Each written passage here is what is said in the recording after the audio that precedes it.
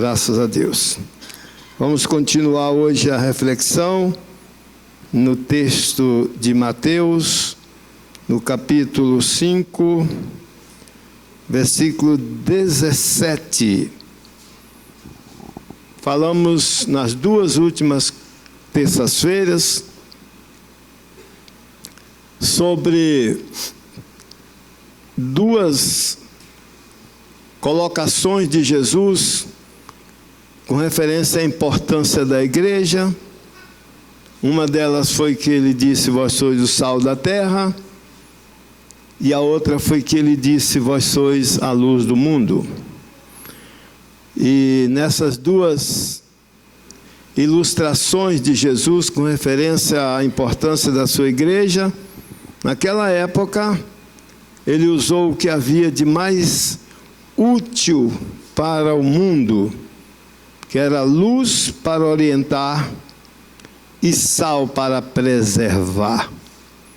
Então, com isso, ele colocou a igreja no lugar de destaque, não por influência política, ou por domínio de governo, ou por domínio de recursos financeiros. Não, a igreja não se destaca nessa questão. A questão principal da igreja é a sua influência no meio da sociedade. E essa influência Jesus destacou como luz do mundo, que orienta o perdido, e como sal da terra, que preserva para que não apodreça. Aquilo era muito interessante na época. E agora Jesus está falando aqui, no capítulo 17 até o 20, ele pega faz um outro bloco, e do 21 em diante ele faz outro bloco. Então aqui ele faz agora um bloco de admoestações para que a igreja se situe sem confusão no seu adorar, para que a igreja seja sarada, livre de contaminações no servir a Deus, para que a igreja seja uma igreja leve, uma igreja não contaminada, uma igreja que não sirva a Deus aos troncos e barrancos, como se fala, chorando e gemendo, como se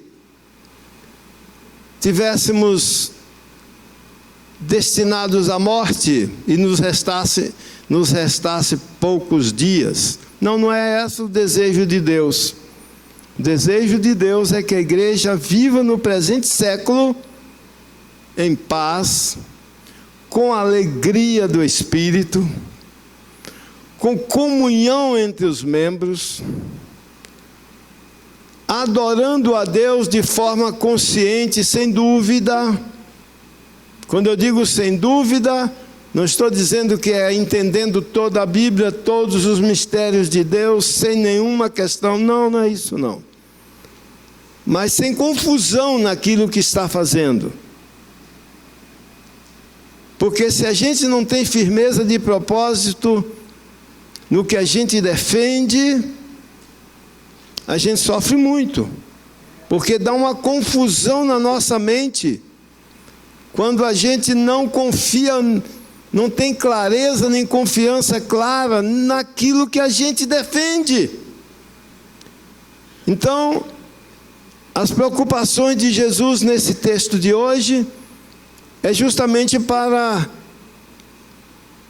Eu estou querendo usar uma palavra, mas não me tenha como vulgar.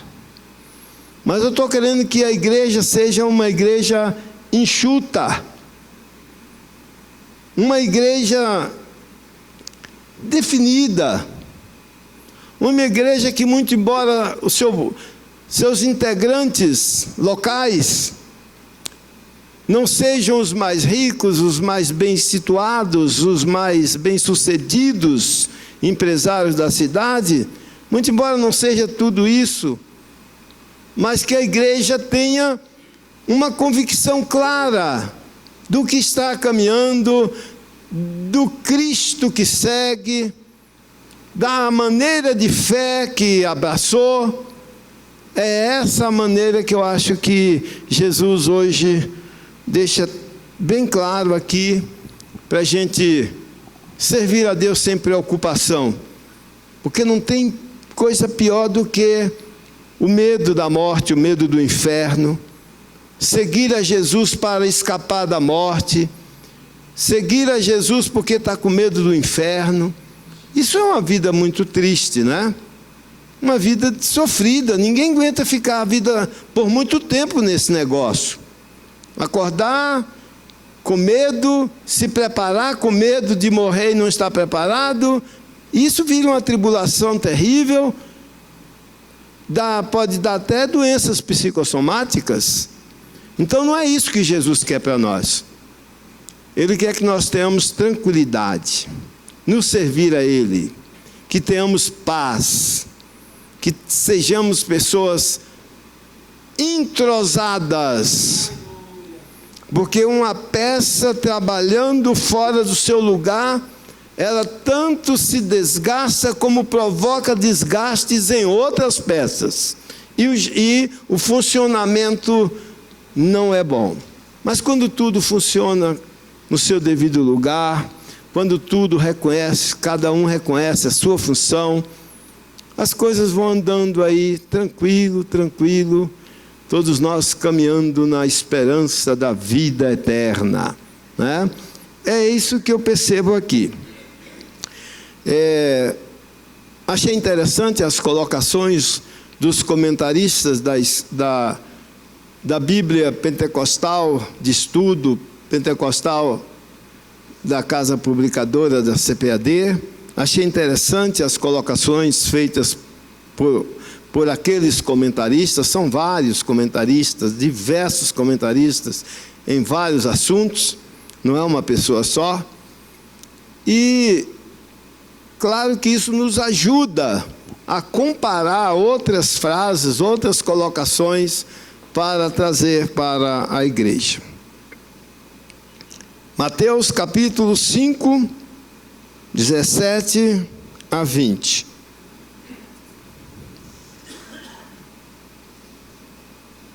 Não cuideis que vim destruir a lei ou os profetas. Não vim abrogar, mas cumprir. Porque em verdade vos digo, que até que o céu e a terra passem, nem um jota ou um tio se omitirá da lei, sem que tudo seja cumprido. Qualquer, pois, que violar um destes mandamentos, por menor que seja, e assim ensinar aos homens, será chamado o menor no reino dos céus. Aquele, porém, que os cumprir e ensinar, será chamado grande no reino dos céus. Porque vos digo, que se a vossa justiça não exceder a dos escribas e fariseus, de modo nenhum entrareis no reino dos céus. Não é sério isso? Não é uma colocação que, sem assustar, sem assombrar, mas nos chama para uma vida de tranquilidade atenciosa. Não é aquela tranquilidade, deixa para lá, deixa como está para ver como é que fica. No final, dá tudo certo. Se não deu certo ainda, porque não chegou o final. Essas conclusões não fazem parte do nosso estudo, nem da nossa maneira de servir a Deus. Não é assim. Ou então aquela corriqueira que nós conhecemos, a maioria de nós que veio de uma mesma origem de religião, de fé religiosa, aquela que diz: quando eu morrer, Deus me coloca onde Ele quiser. Pronto, eu vou levar a minha vida aqui e estou nas mãos de Deus. Quando eu morrer, Ele me coloca onde eu merecer. Nós também não cremos assim. Nós também não levamos a vida assim, nessa tranquilidade. Ou então aquela outra filosofia barata também. Está tudo certo, deu tudo certo, foi a mão de Deus. Deu errado, foi o diabo. Nós mesmos não temos participação nenhuma. Não temos responsabilidade nesse negócio. A gente vai aí, mas a gente não... Se der certo, foi Deus. Se não der, foi o maligno. Também não temos essa forma de pensar. O Senhor não está nos ensinando isso. Ele está nos mostrando que devemos ser pessoas preocupadas dentro de um contexto normal de preocupações, para saber o que nós estamos ingerindo, espiritualmente falando, e saber da nossa consciência no servir a Deus. Isso é nossa preocupação e deve ser isso. Sem excessos, sem temores, mas com cuidado. Por isso que ele faz essas colocações aqui, e que a gente vai andar aqui nessas declarações, vai ler outros textos.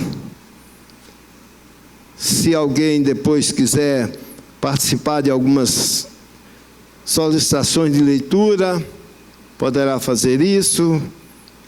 Vai estar também no mapa, no telão. Mas a primeira observação que eu queria refletir com os irmãos: o crente não deve considerar a lei como sistema de mandamentos legais através do qual se pode obter mérito para a salvação. Observe que Jesus disse: eu não vim para mudar a lei. Eu não vim para abrogar, quer dizer, para tornar sem efeito, para anular. Não, eu não vim. Ao contrário, eu vim para cumprir a lei. Isso para nós é tão importante. Porque quando a gente tem tempo suficiente para estudar sobre essa questão da lei e da sua importância na nossa caminhada de fé, nós somos levados a refletir sobre muitas coisas. Porque muito embora a lei não salva, mas nós temos que entender que a lei é santa e que a lei foi dada por Deus. Só que o único que cumpriu a lei e deixou tudo concluído no propósito que Deus tinha foi o Senhor Jesus Cristo. Ele é o fim da lei. Ele é a conclusão da lei. Isso nós precisamos ter sempre em mente. Caso contrário, nós teremos dificuldades, porque Paulo fez uma comparação da importância da lei. Porque é muito fácil quando a gente julga uma coisa como não utilitária e descarta como inútil, não presta. Mas a lei não é isso. A lei que Deus deu, muito embora não salva, mas é santa. Muito embora não seja a possibilidade de chegarmos ao céu, mas ela cumpriu o seu propósito, e ela cumpre. E Paulo, nas suas colocações muito sábias, disse o seguinte: a lei é como aio. A lei é como aio. E quem não sabe o que é aio, tem dificuldade, fica com um problema sério. Mas quando você tem uma ajuda para entender, não precisa ser profundamente versado nas línguas originais do texto bíblico para ser salvo. Ninguém vai ser salvo ou precisa conhecer profundamente grego, hebraico e aramaico e outras coisas mais para ser salvo. Não precisa. Não precisa. Para ser salvo, não. Algumas ajudas aparecem para nos ajudar a entender o texto. Essa questão mesmo do aio, nossa cultura é diferente. Eu não vou dizer que aqui ninguém sabe o que é, claro que eu sei que vocês sabem, mas também não vou afirmar que todo mundo aqui sabe o que quer dizer aio e qual o sentido do aio. Não vou dizer isso. Se eu estivesse falando lá no meio do povo que não foi alfabetizado ainda, alguém ia pensar que eu estava falando do tempero, alho, porque eles tratam o alho de aio. Mas isso num caso de um grupo não alfabetizado. Mas aqui, o que nós precisamos entender é o sentido, porque Jesus disse que a lei, Paulo disse que a lei nos serviu de aio. E o aio é aquele que ajuda o pedagogo no ensino, é aquele que facilita o processo de educação, de ensino, de alfabetização. Talvez essa palavra alfabetização não se aplique muito bem para aquela época, mas a forma educacional daquela época requeria uma pessoa que pegava na mão da criança e levava para a escola ou para a presença do mestre. Esse sujeito que fazia esse trabalho, esse servo que fazia esse trabalho, porque a educação, o saber ler naquela época não era uma coisa fácil para todos, não era de acesso popular. Pouquíssimos. Escravos, então, servos, então, não tinham muita facilidade, nem acesso. Mas os que tinham, podia garantir esse empregado que fazia esse trabalho. Ele levava o menino, chegava lá, entregava para o professor, depois ele pegava o menino de volta do professor, entregava para os pais em casa. E aí então surge essa colocação, o aio, aquele que nos leva a conhecer a verdade.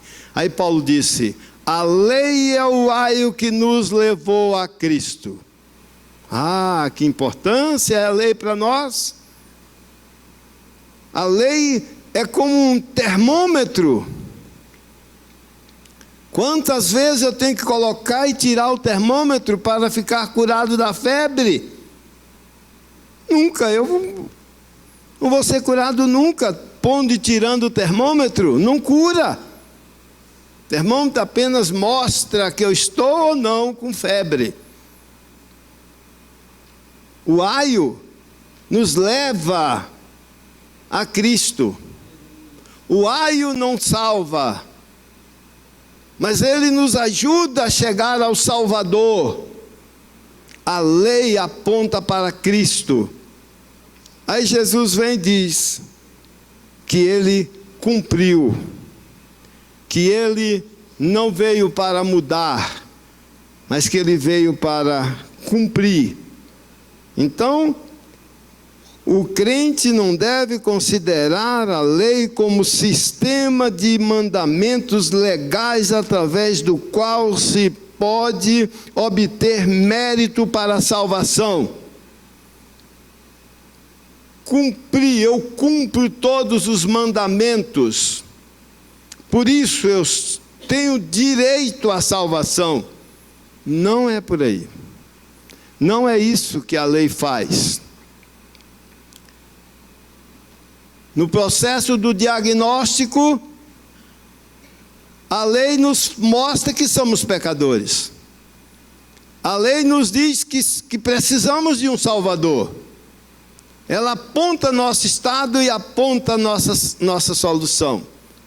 Então a lei tem seu valor para nós. Mas não vamos nunca nos justificar por cumprir os mandamentos todos, por ser uma pessoa que não tropeça em nenhum.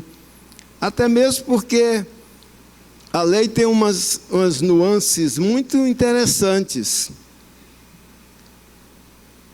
São só 10 mandamentos, mas quem tropeçar em um, perdeu todos os 9. Se já estava bem adiantado no cumprimento desse decálogo, mas por qualquer falha tropeçou em um deles, zerou de novo, começa tudo. Não vai para lugar nenhum, porque não pode haver tropeço. E os fariseus, para fazer com que a lei fosse praticada sem muita percepção da sua dificuldade, dissolveu, vamos usar a palavra dissolveu aqui para fins pedagógicos, os 10 mandamentos em 360 mandamentos mais leves,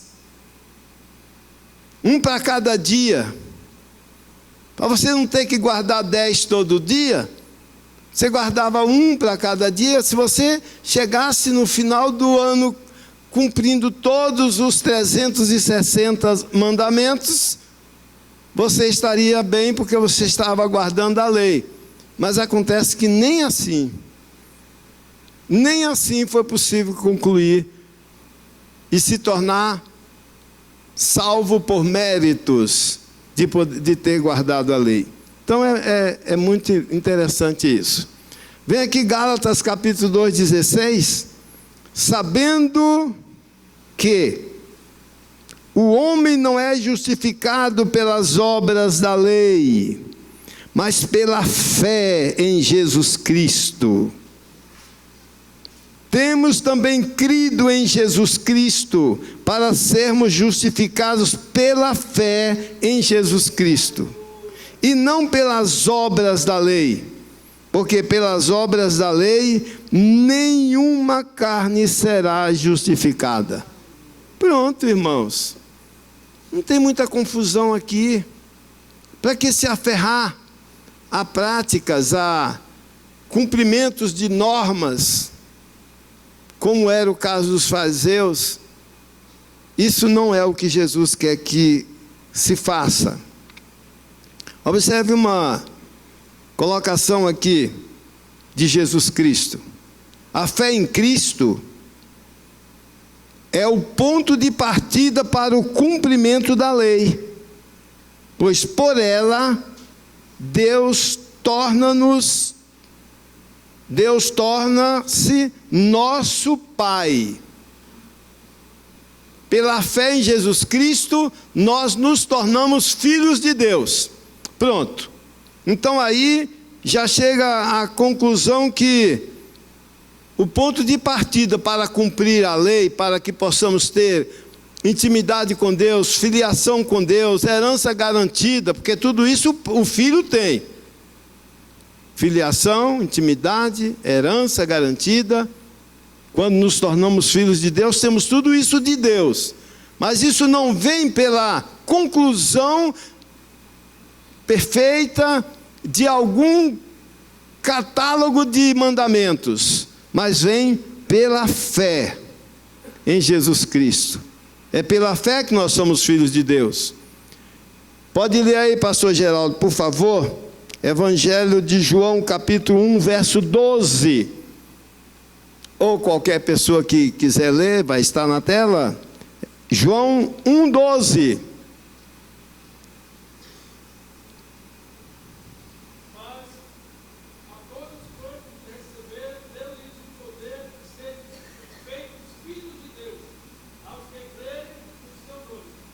Viu?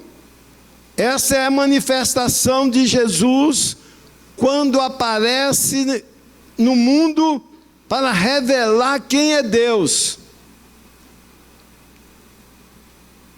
E aí o texto diz: mas aqueles que o receberam, aqueles que creram nele, a estes Deus se fez Pai. Esses foram feitos filhos de Deus. Então, irmãos, se nós cremos em Jesus Cristo e o aceitamos como filhos de Deus, nós temos então a garantia de que nós somos filhos de Deus. E como filhos de Deus, nós temos intimidade com Deus, herança garantida por Deus, proteção, porque Deus protege os seus filhos. Temos tudo. Só tem um probleminha aí que é preciso a gente decifrar para não passar por cima.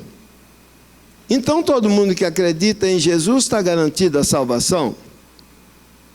Todo mundo que acredita? Essa palavra acredita não tem o mesmo sentido do crer para os judeus. Acreditar é depositar uma certa confiança. Acreditar é conferir algo com informações que nós temos e julgar isso como certo ou como errado, original ou falso. Já temos alguma informação sobre alguma coisa, conferimos a informação que nós temos com o que nós estamos vendo agora e chegamos à conclusão que devo acreditar que isso seja autêntico ou não. Isso é conferir o que nós estamos tendo com algo que nós já temos de informação. Mas crer não. Crer não é isso. Crer não é isso. E crer também não é um passo no escuro. Alguém fez uma ilustração interessante, mas foi mal interpretado e por isso foi criticado. Alguém disse que crer é apagar todas as luzes, pegar o menino pequeno e botar nesse mezanino, apagar tudo, e depois falar para o menino, o pai, né? O pai falando para o menino: você está me vendo? Aí o menino diz: não, está escuro, não estou lhe vendo. Aí o pai diz: mas eu estou te vendo. Você não está me vendo, mas eu estou te vendo. Então pula daí que eu te seguro. E o menino vai dar um pulo no escuro, sem estar vendo o pai, na confiança de que o pai lhe segurará. E alguém diz que isso é o crer salvador.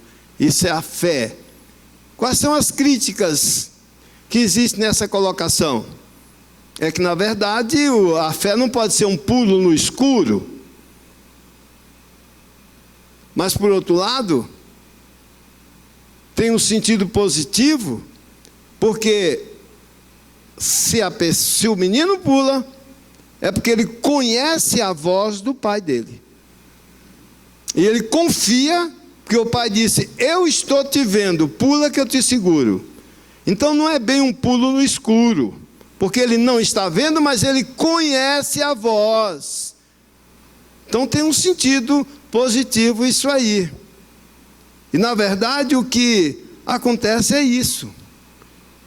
Nós cremos que Jesus Cristo é o Filho de Deus, e porque nós cremos a ponto de entregar a nossa vida nas mãos dele, não somente acreditar, mas entregar a nossa vida nas mãos daquele em quem nós cremos, isso é fé salvadora. Isso é o que nos ajuda a ser considerados filhos de Deus. Outra reflexão interessante: a obediência que prestamos a Deus como crentes não provém somente do nosso relacionamento como soberano legislador com Ele, mas também do relacionamento de filho para com o Pai. Nós apenas, irmãos, no nosso relacionamento não cremos que Deus é poderoso, só isso não é suficiente. Que Deus é santo não é suficiente, só isso. É preciso que a gente creia e conheça que Deus é santo, que é poderoso, tudo isso, mas é preciso que a gente também saiba e nos relacionemos com Ele no relacionamento de pai e filho. Por isso que Jesus ensinou a orar dizendo: vós orareis assim. Não foi Deus santo, Deus poderoso que está no céu. Jesus não fez isso. Muito embora Jesus seja santo, Deus seja santo, seja poderoso, está no céu, tudo isso nós sabemos que Ele é absoluto. Mas isso fica muito desligado, falta um if para ligar uma coisa a outra. O Deus santo, poderoso, magnífico, eterno, precisa ser conhecido como nosso Pai. E aí nós precisamos de um relacionamento de intimidade. Intimidade. Aquela intimidade que o jornal publicou aí alguns anos atrás sobre questões de afinidade, que afinidade abre portas, filiação abre portas. Eu não me lembro quem escreveu, mas alguém, eu li isso há alguns anos atrás, de que uma série de autoridades, senadores, estavam na antessala do gabinete de um dos presidentes dos Estados Unidos, na época, e todo mundo esperando ali para a sua vez de entrar, só senadores, pessoas importantes da época, que tinha agenda com o presidente dos Estados Unidos. E de vez em quando entrava um adolescente com chapéu virado para trás, entrava, abria a porta, entrava, daqui a pouco saía de novo, mascando chiclete, e aquelas autoridades ali sentadas, quase que reverentemente, esperando sua vez para falar com sua excelência. Daqui a pouco levou o menino de novo, entra a porta, abre a porta, entra, demora um pouquinho lá, sai de novo. Aí alguém chegou e falou quando chegou a sua vez, falou com o presidente: excelência, acontece um quadro interessante que eu precisava entender. Nós estamos aqui aguardando para falar e tem um rapazinho que entra e sai toda hora e quebra a filha de todo mundo. Qual foi a resposta do presidente? É meu filho. Pronto, desarmou tudo, acabou tudo. É meu filho. Para ele não tem agenda, para ele não tem fila. É meu filho. Ele tem intimidade comigo.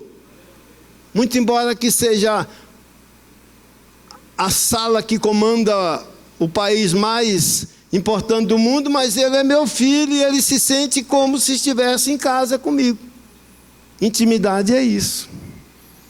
Então, é importante observar que o que Jesus quer que nós tenhamos com Deus não é só um conhecimento de que Ele é poderoso, de que Ele fez a legislação salvadora, não é nada disso só. É que Ele é nosso Pai. Que nós temos acesso a Ele. Você precisa saber disso, irmão. Você tem acesso a Deus por Jesus Cristo. Você é conhecido de Deus por Jesus Cristo. Então não tenha dúvida disso, isso é muito importante. Mediante a fé, eu não li esse versículo que eu gostaria, Gálatas 4:6. Alguém pode ler? A obediência que prestamos a Deus como crentes não provém somente do nosso relacionamento com Ele como soberano legislador, mas também do relacionamento de filho para com o Pai. Gálatas 4:6. Pode ler, por favor? É porque sois filhos. Deus enviou ao nosso corações o Espírito do seu Filho, que clama, Abba, Pai. Porque sois filho, não é isso que está escrito? Porque sois filhos, Deus enviou ao nosso coração o Espírito que clama, Abba, Pai. Outra questão aí parecida com a do aio. Abba, Pai. O que quer dizer isso? Abba, Pai. Irmão, uma palavra de significado importantíssimo. Abba, Pai. É uma palavra de aproximação carinhosa, de aproximação forte, como se nossa linguagem fosse paizinho querido. Abba, Pai. E Jesus usou essa expressão com Deus. Usou de uma forma apelativa. Só para vocês entenderem o que o Espírito de Deus fez. Porque nós somos filhos, Ele nos deu a intimidade de ter em nós o Espírito que clama, Abba, Pai. Uma intimidade. E Jesus orou. Primeiro ele disse, Pai, eu sei que todas as coisas te são possíveis. Passa de mim esse cálice. Depois ele fez, Abba, Pai. Traduzindo a grosso modo, Abba, Pai. Paizinho querido, passa de mim esse cálice. Pronto, nada aconteceu. Não houve demonstração de que não haveria o sofrimento do Calvário. Aí depois que ele usou de todas as intimidades, aí agora ele se subordinou à autoridade e disse, seja feita a tua vontade e não a minha. Pronto. Esse é um relacionamento que salva. É isso. Quando nós fazemos isso, nós estamos agradando a Deus mesmo sem cumprir 360 mandamentos por dia, ou mesmo sem cumprir os 10 mandamentos, mesmo sem ter condição de nem mesmo honrar nossa palavra com toda a perfeição que devíamos fazer. Porque, irmãos, olha, não me tenha como ofensor, porque eu não quero ofender vocês. Mas se vocês quiserem fazer assim, ó, enfiar o dedo aqui, ó, e tirar a máscara, eu acho que era a melhor coisa que nós fazíamos aqui. Aí você diz, então aponta, pastor, quem é que o senhor acha que está mascarado aqui e precisa tirar a máscara? Todo mundo, inclusive eu. Precisa tirar. Todo mundo. Porque quantas vezes nós nos mascaramos como santinhos, como perfeitos, só porque cumprimos uma parte do que nos foi mandado? Só porque cantamos, só porque estamos aqui, só porque não chegamos atrasados no culto, só porque entregamos o dízimo, só por essas coisas que a gente faz, só porque somos bons maridos, boas esposas, não traímos a esposa, não traíram os maridos, por isso achamos que somos perfeitos. Não é verdade. Essas coisas não nos trazem nem nos levam à perfeição. Nós precisamos de Jesus Cristo. Nós precisamos do Espírito que diz, Abba, Pai. Nós precisamos dele. Precisamos dele. Mediante a fé em Cristo, o crente recebe o impulso interior de cumprir a lei de Deus. Mediante a fé em Cristo, você recebe o impulso que te capacita para cumprir a lei de Deus. pela graça do próprio Deus. Romanos capítulo 5, verso 21. Cumprimos a lei de Deus pela graça do próprio Deus, e não porque somos melhores. Romanos capítulo 5, verso 21. Leia, por favor. Assim como o pecado reinou na morte, também a graça reine pela justiça, para conceder vida eterna, mediante Jesus Cristo, nosso Senhor. Pronto. O pecado reinou para a morte. E isso só se entende quando se entende o que é a graça de Jesus Cristo. Porque, irmãos, eu recebi uma mensagem, não sei se é verdade, já estou fazendo minha defesa logo, porque se não for verdade, se for fake news, você já tá sabendo que eu vendi pelo mesmo preço que comprei. Mas como é importante para ajudar a entender o que nós estamos falando, mas sabe o que eu recebi? Que o Fernandinho Beiramar estava se formando em teologia. Que coisa! À distância. Eu fiquei impressionado. Se for verdade, é uma coisa surpreendente. Agora eu tenho uma colocação para fazer, para que você reflita. E se você chegar no céu? Ou se você chegar, não. Quando você chegar? Porque se é duvidoso, quando é questão de tempo. E eu sou mais pelo quando. Que nós vamos. Só não sei que dia. Então já pensou quando chegarmos no céu? Sermos recebidos por Fernandinho Beiramar? Quem conhece a história vai talvez pensar assim, não, da informação que eu tenho desse rapaz, tem alguma coisa errada. Ou não era para ele estar aqui, ou eu estou entrando no inferno pensando que é no céu. Porque lá embaixo, esse caboclo aqui não tinha muito mérito para estar aqui. Aí, se nos arriscarmos perguntar para ele, como chegou aqui? Ele vai apontar para Jesus e dizer, por ele. Foi por ele que eu cheguei aqui. Você já imaginou, irmão, que essa graça salvadora, onde abundou o pecado, superabundou a graça? É por isso que nós estamos aqui, irmãos.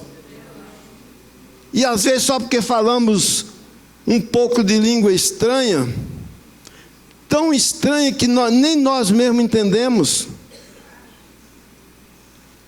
Às vezes porque Deus nos usa para dar uma mensagem profética para alguém, nós achamos que somos melhores do que os outros. Achamos que somos mais importantes. E aí começamos a julgar, começamos a querer perfeição de todo mundo e nos colocar como ponto de referência. Acima de mim ninguém passa, porque eu sou o maior, e abaixo de mim está todo mundo errado. O nível sou eu. Quem quiser que chegue até mim sem a esperança de passar, porque eu sou o intransponível. Agora, enquanto não chegar onde eu estou, estão todos inferiores a mim. Que coisa séria. Isso não é cristianismo. É pela graça dele, é pela graça de Jesus. E pelo Espírito Santo. Não podemos esquecer isso. O Espírito Santo é o propulsor das nossas realizações. Sem o Espírito Santo a igreja não andaria. Por isso que Jesus disse, esperai lá, até que do alto sejais revestidos de poder. E então, ser-me-eis testemunhas por aí afora. Nossa dependência do Espírito Santo é uma realidade. Nós cumprimos a lei de Deus quando andamos segundo o Espírito. Sempre que andarmos segundo o Espírito, estamos cumprindo a lei de Deus. Porque o Espírito nos conduz a cumprir a lei de Deus.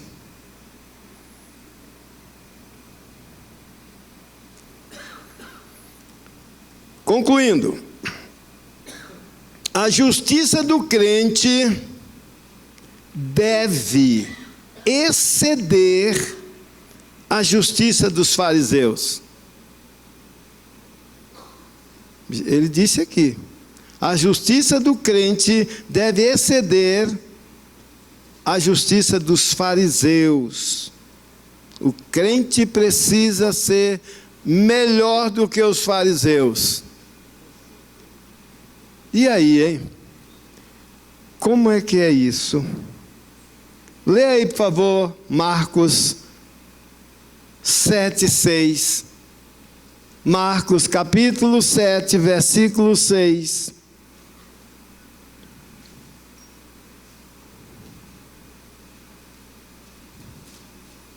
E ele respondendo disse: Bem profetizou Isaías acerca de vós, hipócritas, como está bem profetizou Isaías acerca de vós, hipócritas, como está escrito: Este povo honra-me com os lábios, mas o seu coração está longe de mim.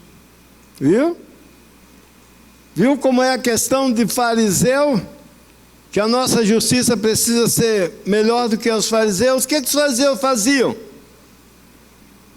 Eles observavam muitas regras, guardavam muitos mandamentos, eles oravam, fariseus oravam.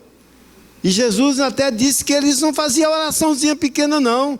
Jesus, quando conversou com o fariseu, disse: ai de vós, fariseus hipócritas, que fazeis longas orações. Eles oravam, jejuavam, liam as Escrituras, frequentavam os cultos nas sinagogas. No entanto, deixava as atitudes interiores corretas trocadas pela aparência externa. É aí que Jesus disse: se a vossa justiça não exceder a dos fariseus, não for além, porque, irmãos, que confusão, né? E olha que esse aqui é antigo. Antigo e não foi comprado em nenhuma loja de etiqueta, não. Isso aqui é dos mais simples. Mas quantas pessoas que quando abotou aqui, o meu está meio difícil de abotoar porque está havendo um problema aqui, mas a caminhada me espera. Quando abotou assim, e se arruma, e se olha no espelho, e fica impressionado consigo mesmo. Se é careca, se impressiona porque é raro. Se tem cabelo branco, se impressiona porque tem um destaque. Se é idoso, tem cabelo preto, se impressiona porque é coisa rara um idoso que não pintou, não ficou branco. E começa a achar motivos para achar que você é importante, que você tem algo mais. Então se impressiona pela roupa, pela aparência, pelos títulos. Irmão, tem gente aí que tem tanto título eclesiásticos, que quando ele subir para o céu, eu não sei o que vai acontecer para levar tanto título. Porque tem gente que é colecionador de títulos na igreja, no ministério. Isso tudo é coisa de fariseu. Mas o que precisa dentro, olha só, o que precisa realmente, Colossenses capítulo 3, verso 12, revesti-vos, pois, como eleitos de Deus, santos, amados, de entranhas de misericórdia, de benignidade, de humildade, de mansidão e de longanimidade. É isso aqui que é a qualidade que nos separa dos fariseus. Os fariseus não tinham nada disso, misericórdia, não tinha nada. Jesus diz assim: fariseu hipócrita, coloca um fardo nas costas do outro e você mesmo nem com o dedo não toca para ajudar. E aceita as saudações honrosas. O fariseu da época andava com cartuchinhos da roupa, cartuchinhos da lei amarrados nas franjas do manto. Quando ele andava, era aquele barulho só, era como se a lei viva estivesse andando. Tantos versículos, tantos cartuchinhos amarrados, todo mundo tinha que se prostrar quando ele passava. O que tem de gente aí que serve a Jesus, está na igreja de Jesus, mas tem tantos títulos, tem tanta honraria, tem tanta coisa, e julga os outros, e anda com a lente procurando manchinhas na vida dos outros. E se encontrasse com Jesus, Jesus iria dizer: hipócrita, como é que tu quer enxergar o cisco no olho do teu irmão, se tu tem uma trave no teu? Tira essa trave do teu primeiro, para você poder enxergar as pequenas coisas na vida do irmão. Meus irmãos, Deus nos abençoe. Deus nos ajude a ser melhores crentes. E nós somos melhores crentes não é quando alcançamos a autossuficiência. Nós somos melhores crentes quando reconhecemos a nossa deficiência e a nossa dependência dEle. É aí que nós melhoramos. Vou encerrar com um ato nobre que eu gosto de fazer, e como gosto, receber novos membros para congregar aqui. E quando esses novos membros são aquelas pessoas que outrora serviram aqui, trabalharam aqui, e que eu os conheço há muitos anos, que eu os vi bem jovem, e conheci seus filhos pequeninhos andando aqui, a alegria é maior ainda. Você já sabe que eu estou me referindo a Gabriel e Simone. Gabriel e Simone estão com a carta aqui vindo da Igreja de Deus, congregaram conosco aqui muito tempo, saíram por questões óbvias, na época de